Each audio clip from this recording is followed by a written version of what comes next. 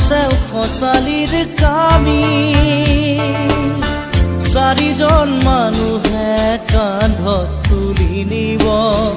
চাৰিজন মানুহে কান্ধত তুলি নিব নৈৰ ঘাটলে বুলি মোৰ মনাই ঐ নৈৰ ঘাটলে বুলি দেহৰ ভৰসা নাই বুজিছানে নাই দেহৰ ভৰসা নাই বুজিছানে নাই আজি হাঁহি আছো ক'বতো নোৱাৰো